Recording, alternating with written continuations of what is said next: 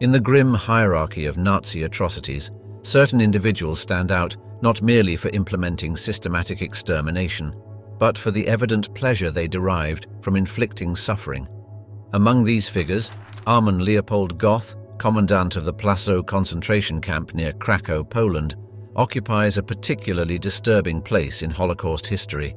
His casual brutality and seemingly insatiable appetite for violence earned him the moniker the Butcher of Płaszów and made him the embodiment of sadistic power unchecked by any moral constraint.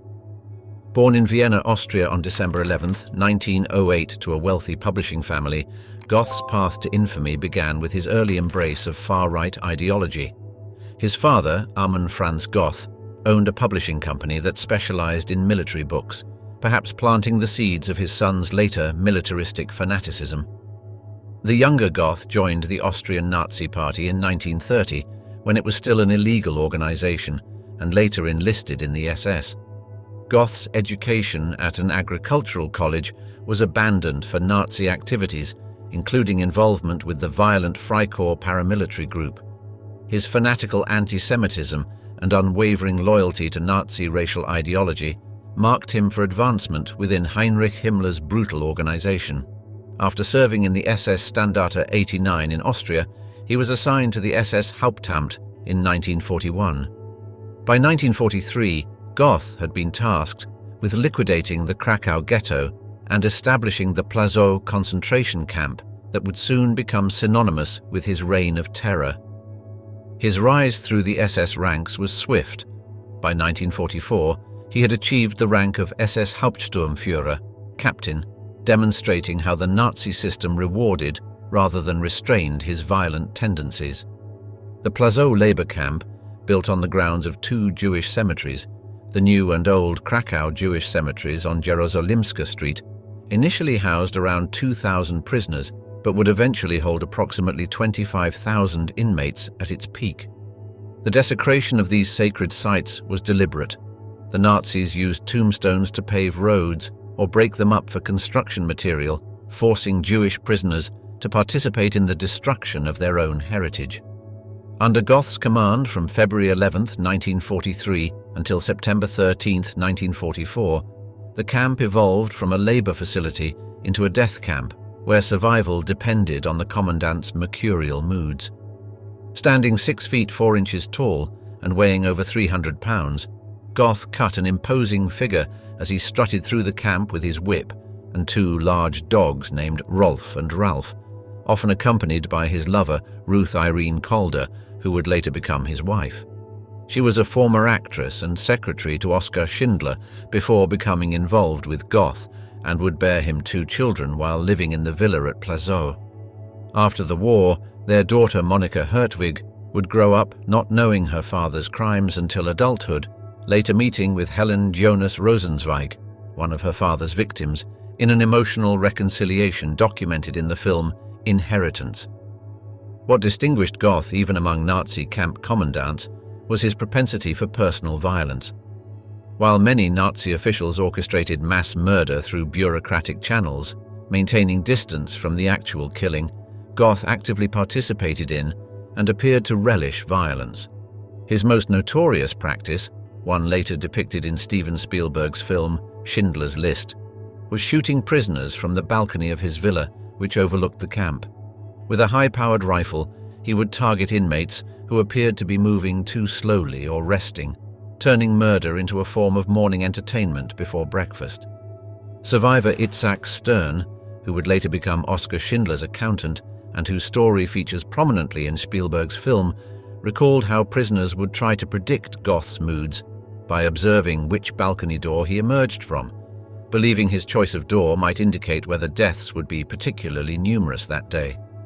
As Polish prosecutor Stanislaw Klodzinski later noted during Göth's trial, for Göth, killing was not just a duty, but a source of pleasure. Survivor testimonies paint a portrait of a man whose capacity for cruelty seemed limitless.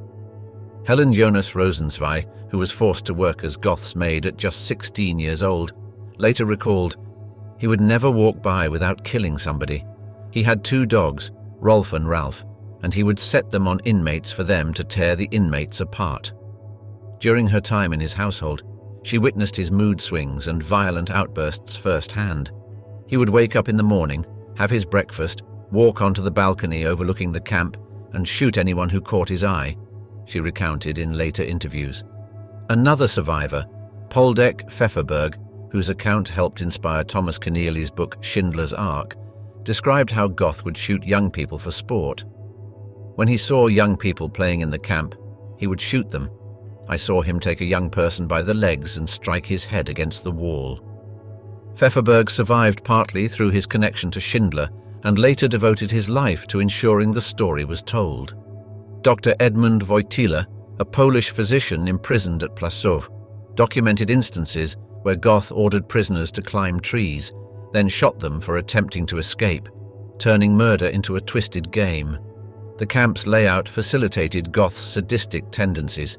His villa, located at 22 Jerozolimska Street, now a private residence, stood on a hill overlooking the prisoner barracks, allowing him constant surveillance of his victims. Known by prisoners as the Red House due to its roof, the villa was approximately 200 meters from the nearest prisoner barracks.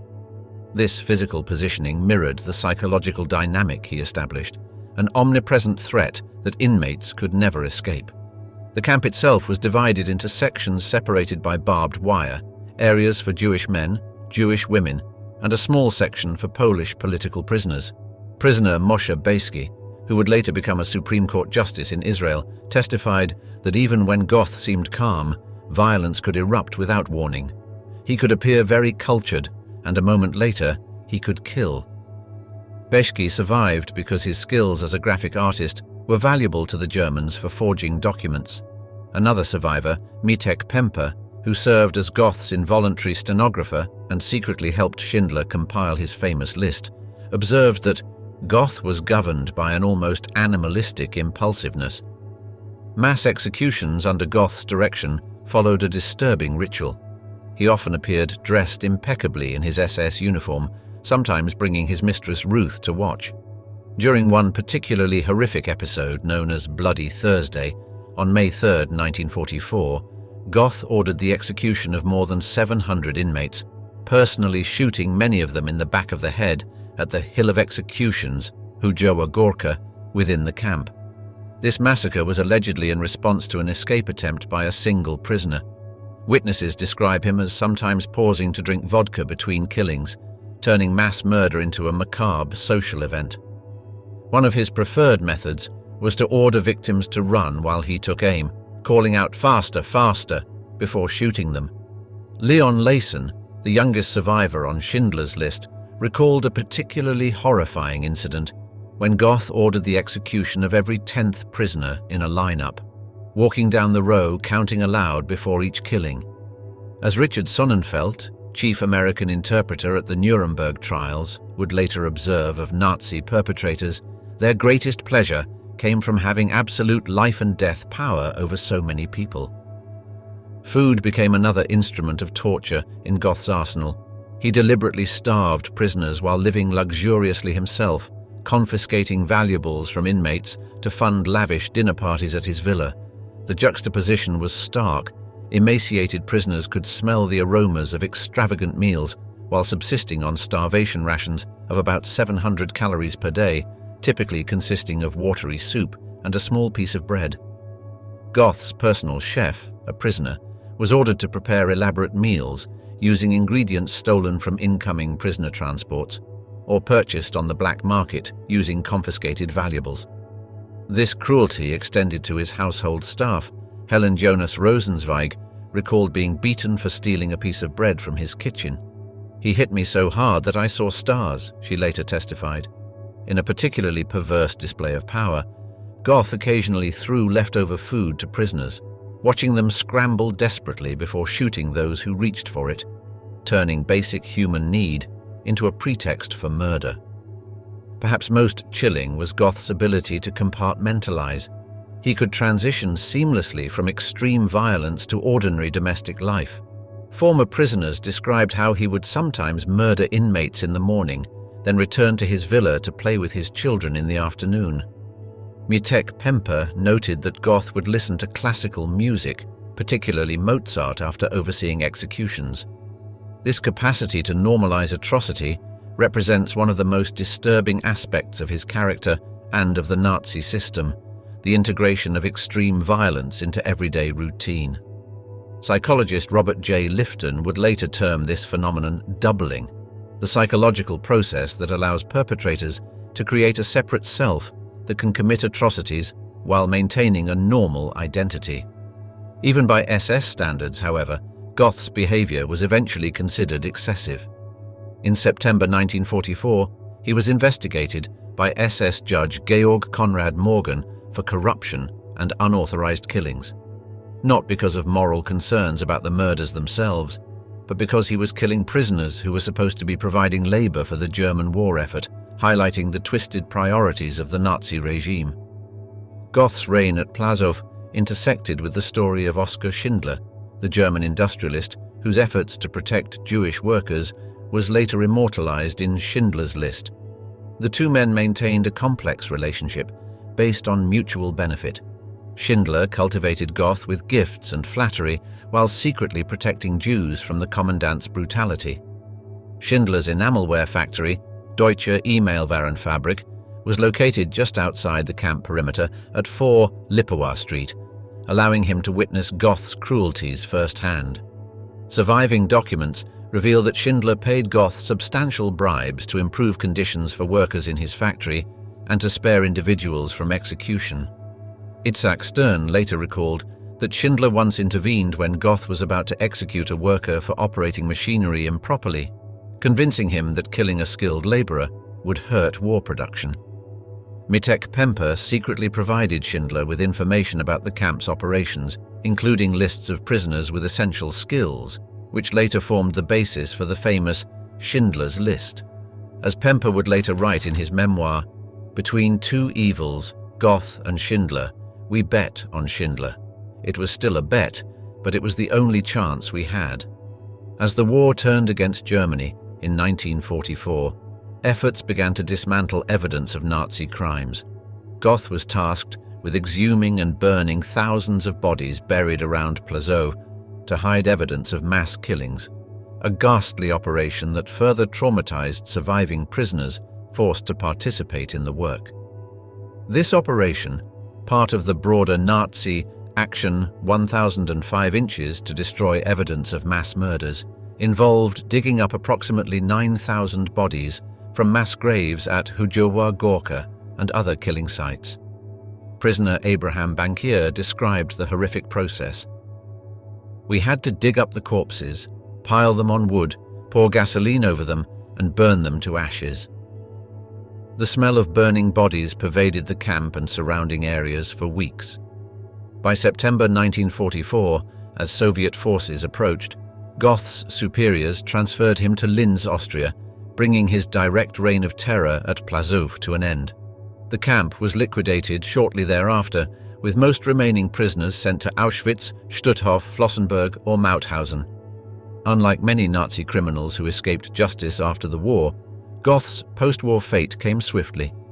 American forces captured him near Salzburg, Austria in May 1945, where he was hiding under the false identity Rudolf Lang at a sanatorium in Bad Ischl.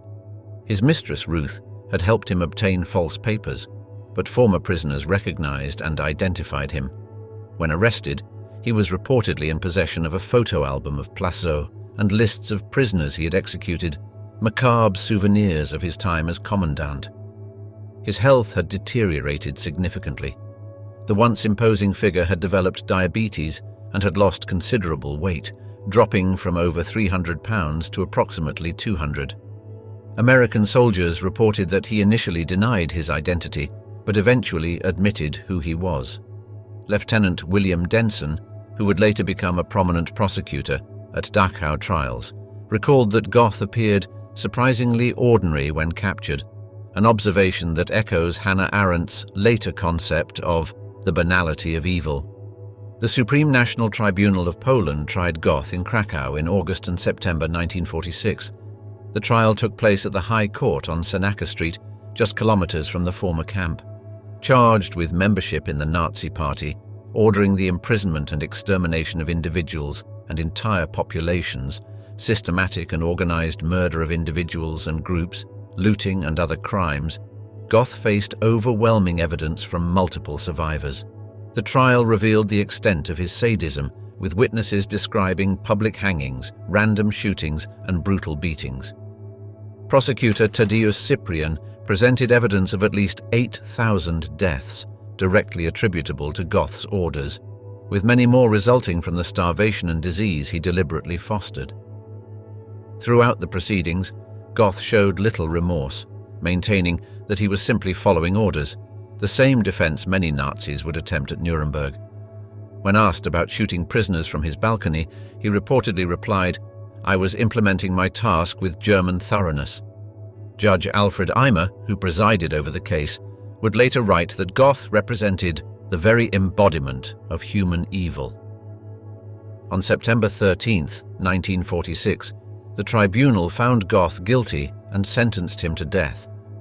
The execution took place by hanging on September 13, 1946, in Krakow's Montelupich prison, not far from the site of his crimes. According to witnesses, including prison doctor Jan Sen, his final words were, "Heil Hitler." The execution failed on the first attempt when the rope broke, requiring a second attempt to carry out the sentence, a final macabre chapter in the life of the Butcher of Płaszów. Journalist Zdzisław Dudzik, who witnessed the execution, wrote, "Justice was served, but no punishment could match the magnitude of his crimes." In a historical irony, the gallows used for his execution had been constructed by prisoners at Płaszów under his own orders. The beast unleashed, Oskar Dirlewanger and his Brigade of Terror. Even within the grotesque pantheon of Nazi war criminals, Oskar Dirlewanger occupies a special place of infamy. While many SS officers implemented atrocities through bureaucratic efficiency or cold detachment, Dirlewanger represented something far more primal, a sadist who attracted similarly depraved individuals and was deliberately unleashed by the Nazi leadership to terrorize civilian populations across Eastern Europe. As historian Timothy Snyder noted in Bloodlands, Eastern Europe became the zone where the power and the malice of the Nazi and Soviet regimes overlapped, with Dirlewanger embodying perhaps the most extreme manifestation of that malice, a man whose documented cruelties seem almost beyond human comprehension.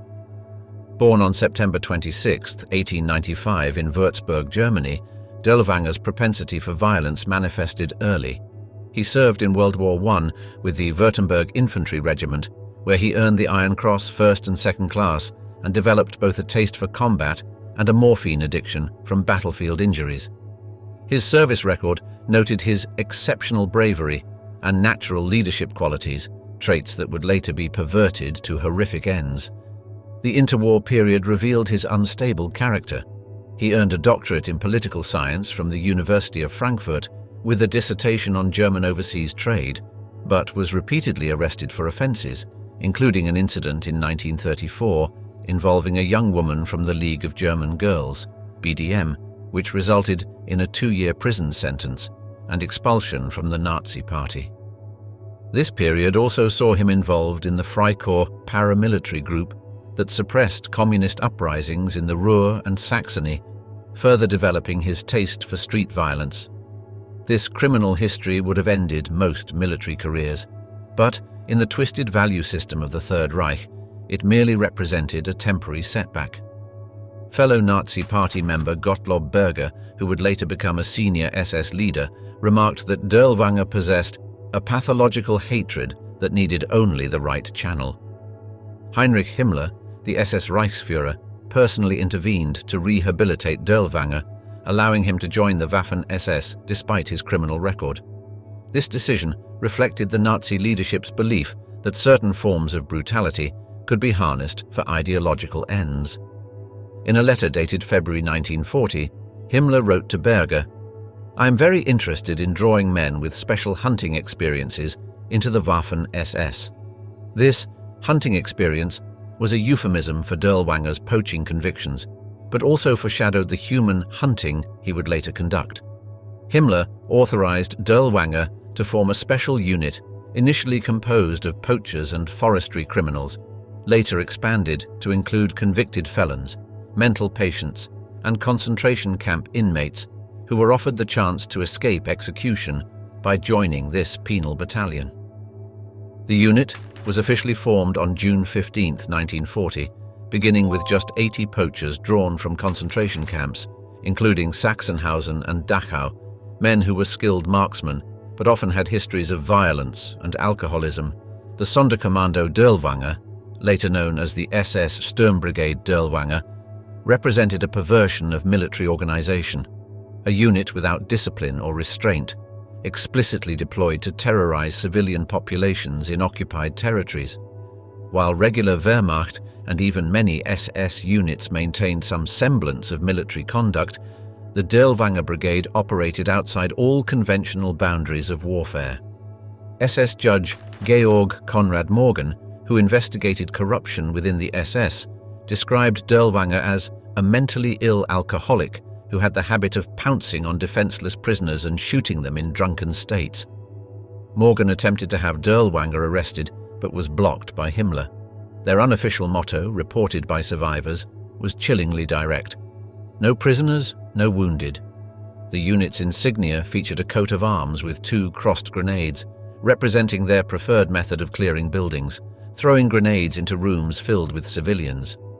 Former brigade member Hubert Richter later testified, "We were not soldiers. We were a gang of criminals led by a man who should have been in an asylum." The unit's deployment to Belarus in 1942 marked the beginning of their most notorious atrocities. Assigned to the Reichskommissariat Ostland, they operated primarily in the Vitebsk and Minsk regions under the jurisdiction of Bakzelewski's anti-partisan command.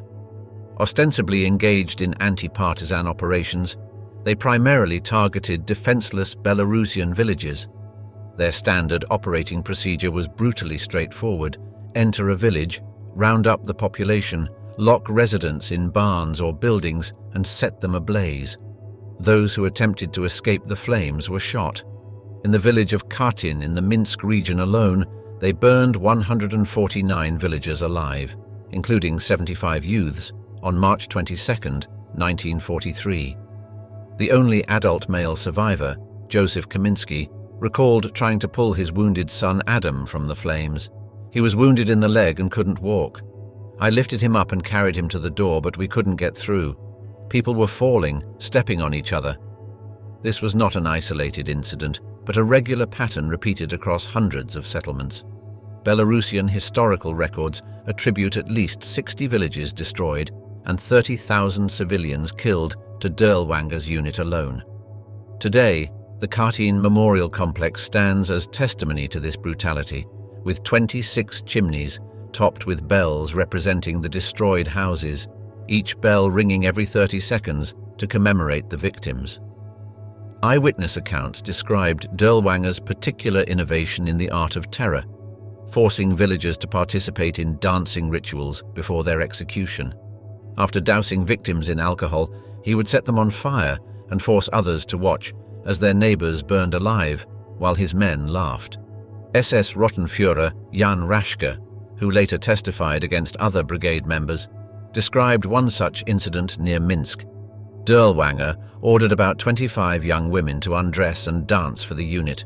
After they were exhausted, he had them doused with liquor and set alight. When they ran screaming, the men shot them as target practice.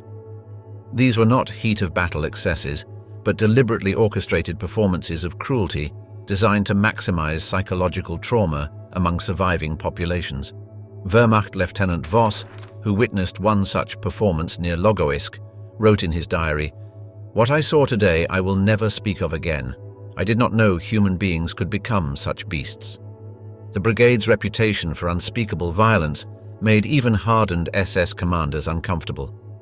SS Brigadeführer Erich von dem Bach-Zelewski, no stranger to brutality himself, as a leader of anti-partisan operations, reportedly said, "I never in my life encountered such a gang of criminals and perverts as in this brigade." In an official report to Himmler, dated June 1943, he described the unit as more a robber band than a military formation. Even Theodor Eicke, the brutal commandant of Dachau concentration camp, considered Dirlewanger mentally unstable. Yet the unit continued to receive official sanction, demonstrating how the Nazi leadership valued terror as a control mechanism, particularly in Slavic territories they considered racially inferior. In fact, the unit was expanded and officially redesignated as the 36th Waffen Grenadier Division of the SS in February 1945, though its actual strength never reached true divisional size. Himmler defended the brigade in correspondence with critics, writing, "The unit has proven its worth against the enemy," making clear that civilian terror was not an unintended consequence, but the brigade's primary purpose. The Warsaw Uprising of August 1944 provided the stage for what many historians consider the Dirlewanger Brigade's most concentrated campaign of atrocities. When Polish resistance fighters of the Home Army, Armia Krajowa, rose up against Nazi occupation on August 1, 1944, Himmler deployed Dirlewanger's unit with explicit orders to crush the rebellion without mercy. SS Gruppenführer Heinz Reineffath, commanding the forces responding to the uprising, received a telegram from Himmler stating, "Every inhabitant should be killed. There is no need to take prisoners."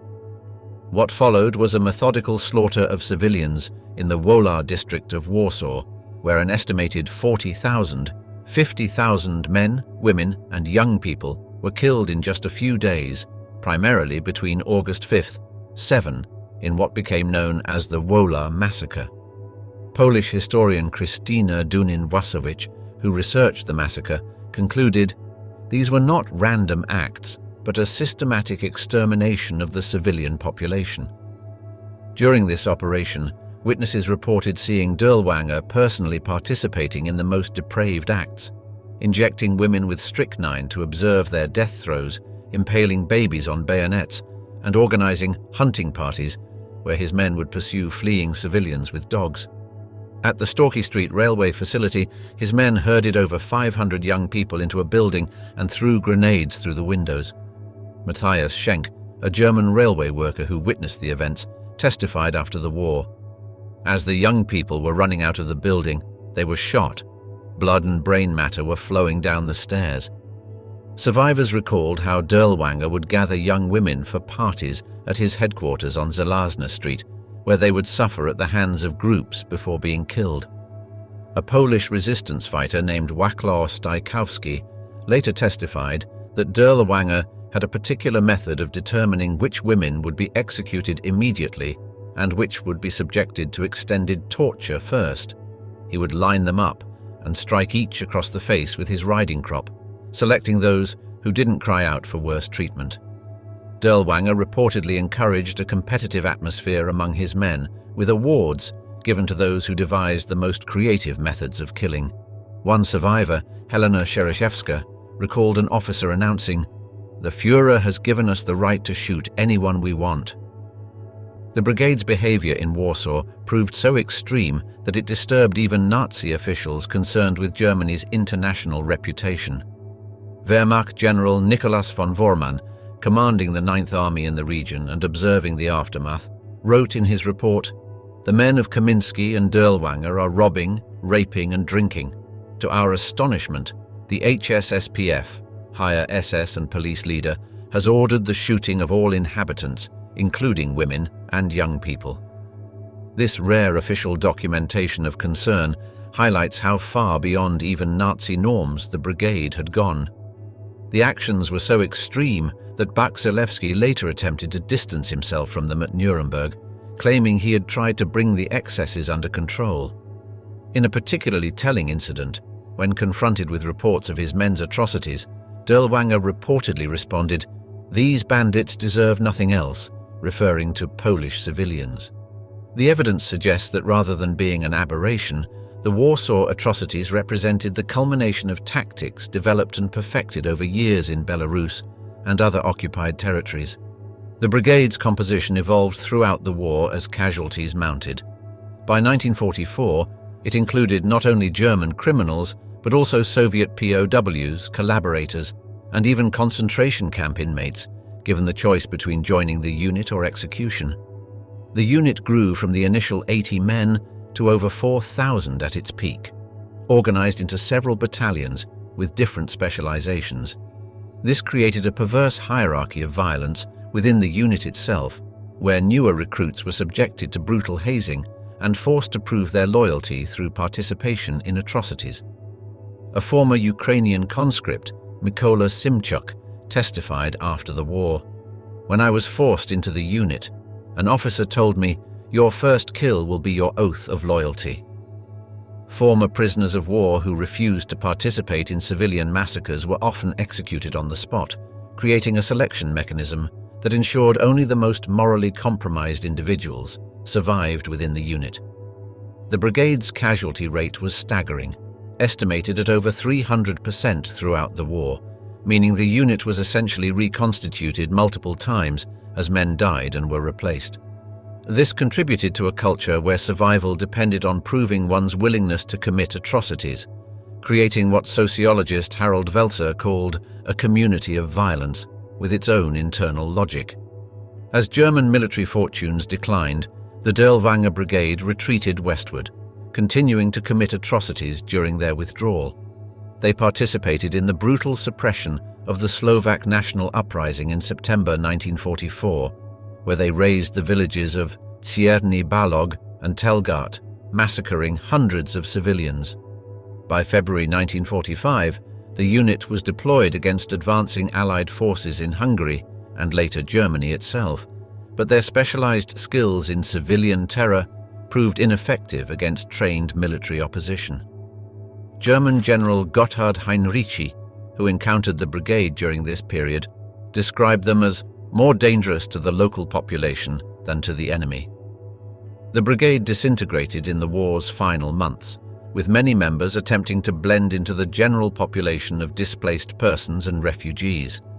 Some ended up in Allied POW camps, while others used rat lines to escape to South America or the Middle East.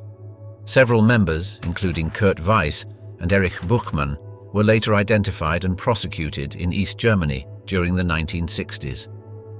Dirlewanger himself was captured by French forces near the town of Altshausen in southwestern Germany on June 1, 1945. While awaiting transfer to stand trial for war crimes at a detention camp in Ravensburg, he was reportedly recognized by Polish guards who beat him to death in his cell on the night of June 7, 1945, though the exact circumstances of his death remain disputed, with some accounts suggesting he survived until 1947 in Soviet custody. Former Polish camp guard Józef Pawlowski claimed responsibility for the killing in a 1946 testimony. "We recognized him immediately. That night, we made sure justice was done." This ambiguous end provided little closure for his countless victims, denying them the justice of seeing him formally held accountable for his crimes.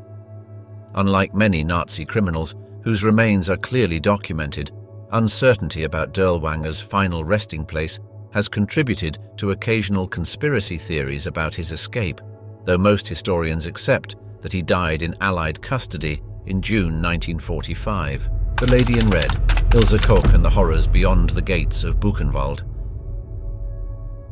In the shadowy landscape of Nazi atrocities, certain figures attained a notoriety that transcended even the systematic horrors of the concentration camp system.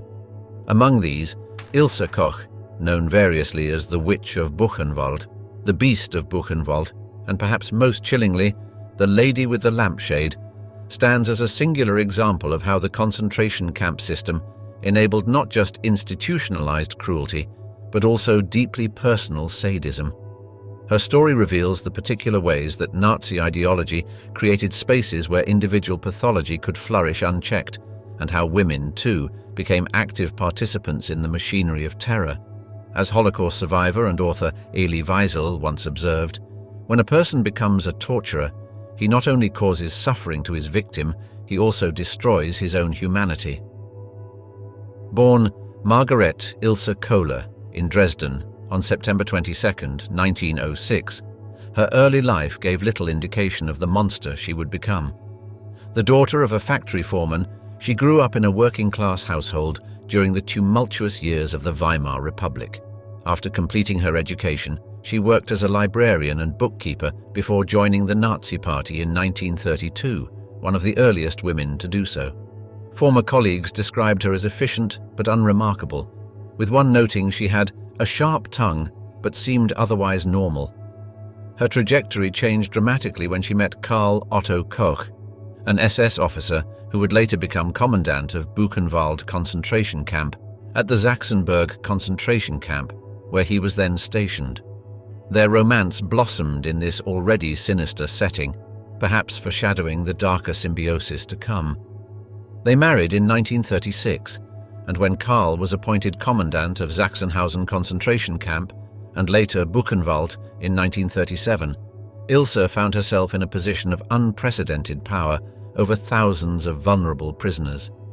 The couple had 2 sons and a daughter, creating what Nazi propaganda would have celebrated as an ideal German family, even as they presided over unimaginable suffering.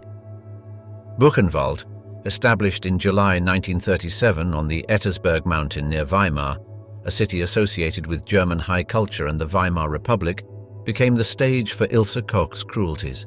The camp's name translates to beech forest, a darkly poetic designation for a place where approximately 56,000 people would perish. The camp's location bore a bitter irony.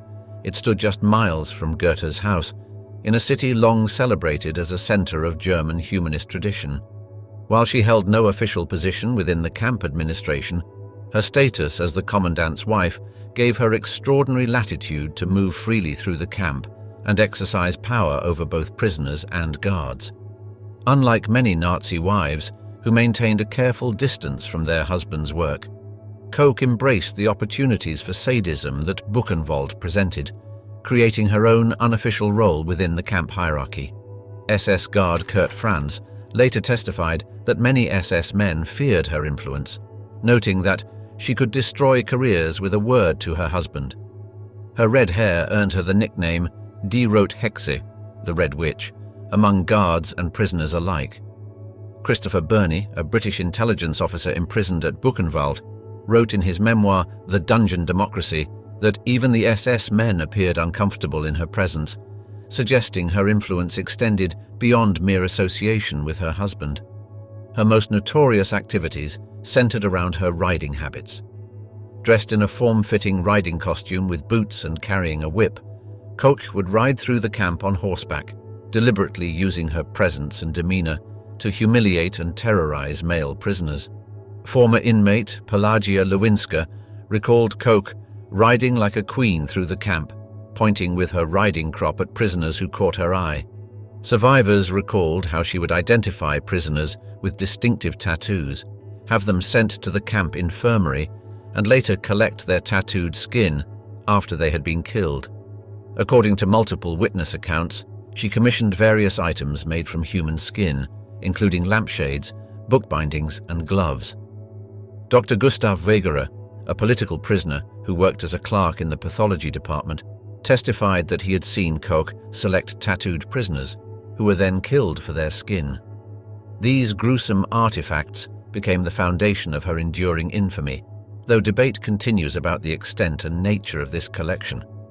Some historians, including Buchenwald Memorial Site researchers, have questioned whether Koch personally ordered the creation of lampshades, noting that while human skin items were definitely produced at Buchenwald and preserved as evidence, not all may have been specifically commissioned by Koch herself.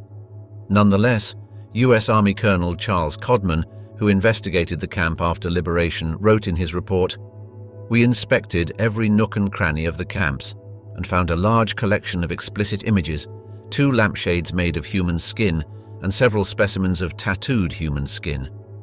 What made Koch particularly terrifying to prisoners was her unpredictability and the theatrical nature of her cruelty. She would appear suddenly at work details, prisoner roll calls, or punishment sessions, often selecting victims based on momentary whims. One survivor described how Koch would walk through the camp with her riding crop, striking prisoners who made eye contact or failed to avert their gaze quickly enough. Flavio Cota, a Brazilian political prisoner at Buchenwald, later wrote that her appearance in the camp was always accompanied by a strange silence, as if even the wind stopped blowing. The psychological terror she cultivated was as damaging as the physical violence she instigated. prisoners developed elaborate warning systems to alert others when the Koch woman was approaching, knowing that her presence invariably meant suffering for someone.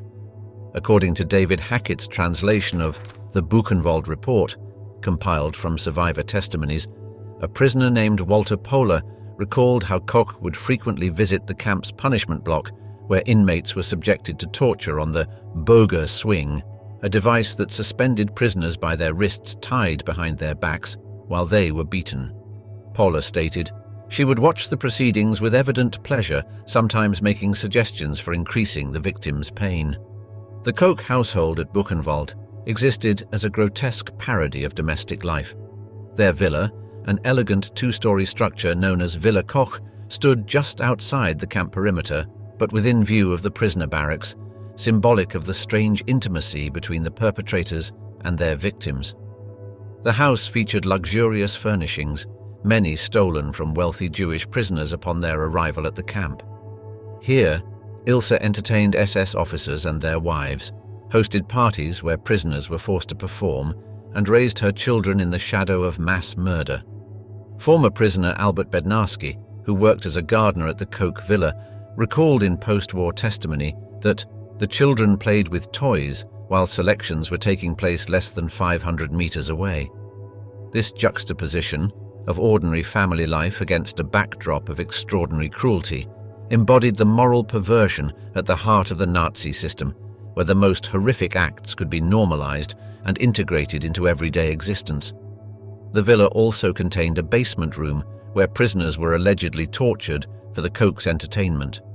By 1943, the excesses of the Koch family had become problematic even for the SS hierarchy. Karl Koch was investigated for corruption and the murder of prisoners who might have testified against him, while Ilse's sadistic behavior had attracted unwanted attention.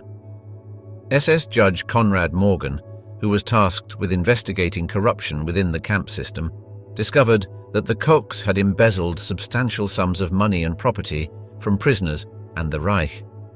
After a 6-month investigation, Morgan arrested Karl Koch in August 1943. In a rare example of the Nazi system punishing its own, Karl was convicted by an SS court and executed in April 1945, just days before Buchenwald was liberated by American forces. Morgan would later testify at Nuremberg that even by SS standards, the behavior of the Kochs had become an embarrassment. Ilse, having divorced her husband shortly before his arrest, had already moved to the town of Ludwigsburg with their son. She lived there inconspicuously, using her maiden name Kohler and working as a secretary, attempting to distance herself from her notorious past. Her neighbors later expressed shock upon learning of her identity, with one telling investigators she seemed like a typical German housewife, concerned mainly with her son. When Allied forces liberated Buchenwald on April 11, 1945, they encountered evidence of atrocities that shocked even soldiers who had witnessed the brutality of combat. The 6th Armored Division of the U.S. Third Army discovered more than 21,000 survivors in severely emaciated condition. Among the discoveries that especially horrified American troops were items allegedly made from human skin, including the infamous lampshades attributed to Koch. U.S. Army Captain Marcus J. Smith, a doctor who treated survivors, wrote in his memoir, Dachau, The Harrowing of Hell, that the artifacts displayed a level of depravity beyond our comprehension. General Dwight D. Eisenhower, after visiting liberated camps, wrote, "The things I saw beggar description. The visual evidence and the verbal testimony of starvation, cruelty, and bestiality were so overpowering." He ordered that as many Americans as possible should visit the camps, and journalists and photographers thoroughly documented conditions to ensure the world would know what had happened. The Buchenwald findings, including Koch's activities, became powerful symbols of Nazi depravity in the emerging narrative of the Holocaust. Margaret Bourke-White, one of the first photojournalists to document Buchenwald, later wrote that her photographs could not capture the smell of death that permeated everything. Koch was arrested by US forces in June 1945 and became a defendant in the Buchenwald trial of 1947, part of the larger Dachau trials conducted by the American military at the former Dachau concentration camp. The trial, officially named United States of America versus Josias Prince zu Waldeck et al., took place from April 11th to August 14th, 1947. 31 former camp personnel and prisoner functionaries were tried, with Koch as the only female defendant. The trial featured testimony from survivors who described her cruelty in excruciating detail. Dr. Konrad Morgan, the former SS judge who had investigated her husband, testified about the collection of tattooed skin and shrunken heads found in the Koch's possession. Particularly damning was evidence about her collection of human skin items, though this would later become a point of controversy. She was sentenced to life imprisonment for violation of the laws and customs of war. Throughout the proceedings, Koch, visibly pregnant with her third child, fathered by a fellow SS officer after her husband's arrest, maintained her innocence, claiming she had no knowledge of camp conditions and insisting, "I'm being made to pay for what others have done." Her pregnancy became a controversial topic, with some arguing it was a deliberate attempt to gain sympathy from the court. In a surprising turn that generated considerable public outcry, Koch's sentence was reduced to 4 years by General Lucius D. Clay, the military governor of the American zone in Germany, who cited insufficient evidence.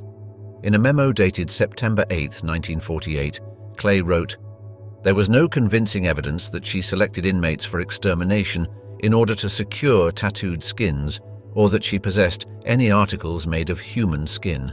This decision provoked intense criticism in the American press and Congress.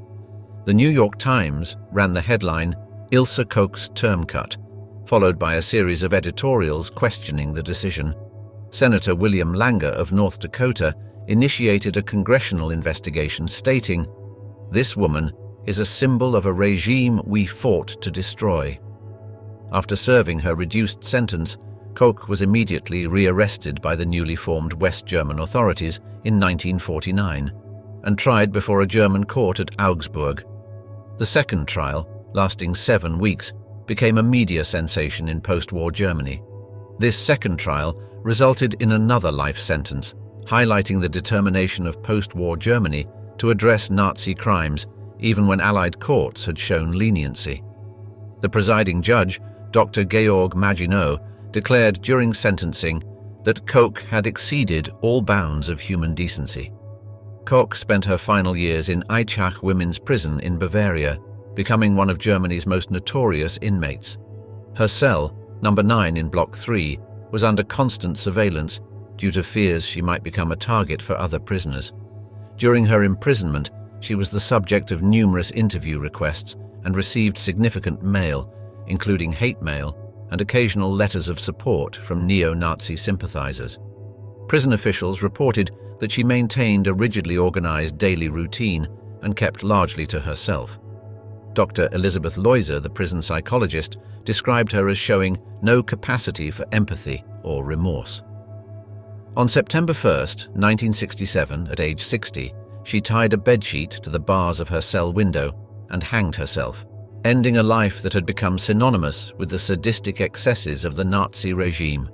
Prison warden Otto Grumann told reporters that she had left a brief note to her son that read only, "I cannot take it anymore." She never acknowledged guilt or expressed remorse for her actions, maintaining until the end that she had no knowledge of atrocities at Buchenwald. Her son Werner, who had maintained contact with her throughout her imprisonment, continued to defend his mother's innocence until his own death in the 1990s, claiming she had been made a scapegoat. As we conclude our examination of Amon Göth, Oskar Dirlewanger, and Ilse Koch, we're confronted with the darkest depths of human cruelty. Holocaust survivor Primo Levi once warned, "It happened, therefore it can happen again." This is the core of what we have to say. His words remind us why documenting these atrocities matters, not to sensationalize, but to vigilantly guard against the conditions that allowed such horror to unfold. Thank you for joining us in this difficult but essential examination of history's darkest chapter, one we must never forget and never allow to repeat.